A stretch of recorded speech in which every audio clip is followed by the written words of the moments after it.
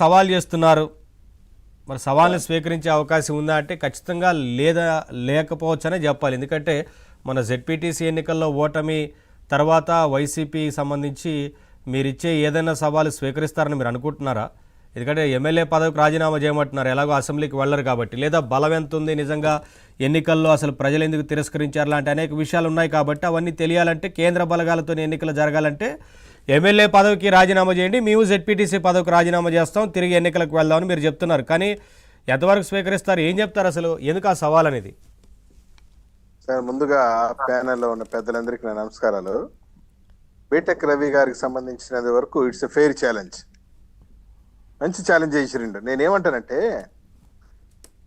చేతిలో అధికారం ఉన్నప్పుడు, డబ్బులు ఉన్నప్పుడు, వెనకాల వందలాది మంది జనం ఉన్నప్పుడు ఒక యుద్ధం చేయడం అనేది పెద్ద విషయం కాదు. ఏమీ లేనప్పుడు యుద్ధం చేయగలిగిన వాడు నిజమైనటువంటి నాయకుడు.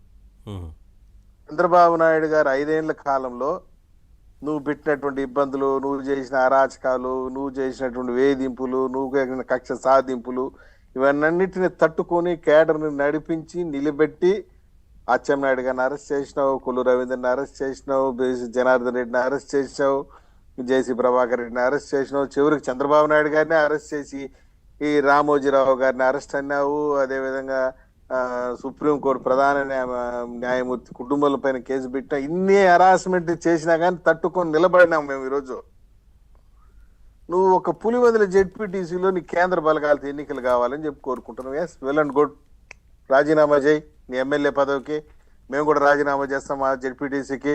నీవు కోరినట్టే కేంద్ర బలగాలని పిలిపిద్దాము, కేంద్రానికి లేఖ రాద్దాము, కేంద్ర బలగాల యొక్క సహకారంతో ఎన్నికలు జరిపించేది మాకేం అభ్యంతరం లేదు. మాట్లాడితే ఒకటంటావు కదా, పులివెందుల పౌరుషానికి అమరావతి యొక్క పెత్తందారుల మధ్య జరుగుతున్న పోటీ అంటావు. ఏంది పులివెందులు ఏమైనా జపాన్లో ఉందా, చైనాలో ఉందా, పోనీ పాకిస్తాన్లో ఉందా? ఆంధ్ర రాష్ట్రంలో అంతర్భాగమే కదా. మాట్లాడితే పులివెందులు నీ అడ్డ అనేది, నీ గడ్డ అనేది ఏంది, నీది బొందా? పులివెందల్లో 30 ఏళ్ళు ఏ రోజు ఓటింగ్ జరిపించలేవు నువ్వు. నీకు ఓటింగ్ పోయే దమ్ము లేదు. నేనేమంటానంటే, ప్రజాస్వామ్యానికి మూల స్తంభాలు ఎన్నికలు. Elections are the pillars of constitution and democracy. నీ కుటుంబానికి ఏ రోజు ప్రజల ముందు నిలబడి ఓటు అడిగేటువంటి ధైర్యం లేకపోయింది. నీ కుటుంబానికి ఉన్నటువంటి బలమంతా ఏంటంటే భయపెట్టడం, బాంబులు వేయటం. అది ఎక్కువ రోజులు చెల్లదు కదా. ఇంత 30 ఏళ్ళకు ముందు జనం వేరు, ఇప్పుడున్న జనం వేరు. 30 ఏళ్ళకు ముందు జనం బిక్కు బిక్కుని రాజారెడ్డిని చూసి భయపడింది, రాజశేఖర రెడ్డిని చూసింది, జగన్మోహన్ రెడ్డిని చూసి మొన్న కూడా భయపడింది. ఇప్పుడు యంగ్స్టర్స్, యంగ్ జనరేషన్, ఎవరైనా జగన్మోహన్ రెడ్డి చూద్దాం దమ్ముంటే నిలబడుకుందాం, కానీ రైసలు పైసలు తేలుద్దాం రాని నిలబడుకునే జనరేషన్ వచ్చేసింది. That is called as change. ఇది చాలా important point. Pulivendula election is signal. కాబట్టి ఏ నాయకుడైనా భయపెట్టి నిలబడడం అనేది, లేకుంటే డబ్బును నమ్ముకునేది, ఇంకొక నమ్ముకుంటూ నువ్వు నాయకుడిగా ఎస్టాబ్లిష్ కాలేవు.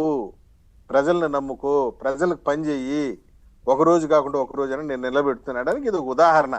బీటెక్ రవి ప్రజలను నమ్ముకున్నాడు. ఎన్ని ఇబ్బందులు వచ్చినా, ఓటమి ఎదురైనా నిలబడుకున్నాడు. ఈరోజు పులివెందుల జెడ్పీటీసీగా ఎంత మెజారిటీ?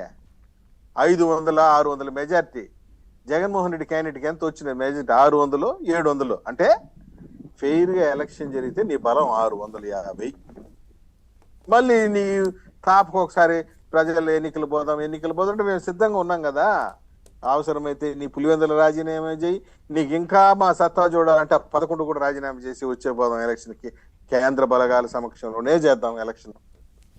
ఒక సవాల్ని స్వీకరించే దమ్ము, ధైర్యం కూడా ఉండాలి కదా మాట్లాడితే. సో మీరేమో ఆ 11 మందిని కూడా రాజీనామా చేయండి అంటున్నారు, అసెంబ్లీకి రావట్లేదు కాబట్టి. చెయ్యి వచ్చి చేసే, నీకు తేలిపోతుంది కదా అన్నం ఉడికిందా లేదా అని చెప్పి అన్ని పట్టి చూడబనిలే. ఒకటి పట్టి చూసి తెలిసిపోతుంది, పులివెందులు పట్టి చూసి తేలిపోతుంది. నువ్వు 11 చూడాలంటావు, కానీ నీ ఇష్టాన్ని మేము ఎందుకు కాదంటాం. Yes, we are ready. రాజీనామా చేయి, 11కి చేయి, రా ప్రజలు. నువ్వు అసలు ఆంధ్ర రాష్ట్రంలోనే ఉండేది లేదు. నీ బంధం ఎప్పుడు చూసిన యలహంక ప్యాలెస్ లో ఉండేది. Visiting professor, part time politician మాదిరి వచ్చేది. టోటల్ గా ఒకటి గుర్తుపెట్టుకోండి sir, Jaganmohan Reddy part time politician. ప్రజల్లో ఉండటం లేదు. ప్రజలను చూసి ఏకభావం, అహంకారం నెత్తికెక్కింది. ఊరికానే ఆర్గనైజ్డ్ మాస్, సెటప్ మాస్ ఉంటుంది కదా, వాళ్ళని తీసుకొచ్చి దండం పెట్టేది, ఎగిరేది, దుంకేది, కుప్పి గంతులు వేసింది. ఇది తప్పించి ఇంకేం లేదు, ఉండదు ఆడ. ఇంకా జీవితాంతం అదే ఉంటుంది కూడా ఆయనకి. నేను ఒకటే చెప్తున్నాను, జగన్మోహన్ రెడ్డి యొక్క అహంకారానికి, పులివెందుల ప్రజల యొక్క ఆత్మ గౌరవానికి జరిగిన ఎన్నికల్లో మొన్న పులివెందుల ప్రజలు తిరుగుబాటు ఇది. అవును. ఇక్కడ ఒక విషయం గుర్తుపెట్టుకోవాలి సార్, ఎప్పుడు కూడా జనరేషన్ ఒకే రకం ఉండదు. రాజారెడ్డి కాలంలో ఉన్న జనరేషన్ రాజారెడ్డిని చూసి భయపడింది, రాజశేఖర రెడ్డి కాలంలో ఉన్న జనరేషన్ రాజశేఖర రెడ్డిని చూసి భయపడింది. జగన్మోహన్ రెడ్డి కాలంలోకి వచ్చేటప్పటికి జనరేషన్ మారిపోయింది. ఐసల్ అంటే ఐసల్ కానీ తేల్చుకుందాం అనే స్టైల్కి వచ్చింది ఇప్పుడు జనరేషన్.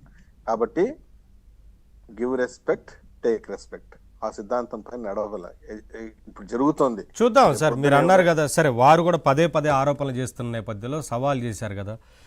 ఒకసారి దుర్గా కుమార్ గారు, మీరు వినే ఉంటారు వారు చేసిన సవాల్ కావచ్చు ఇవన్నీ. సరే, పదే పదే వైసీపీ ఆరోపణలు చేస్తున్నారు కాబట్టి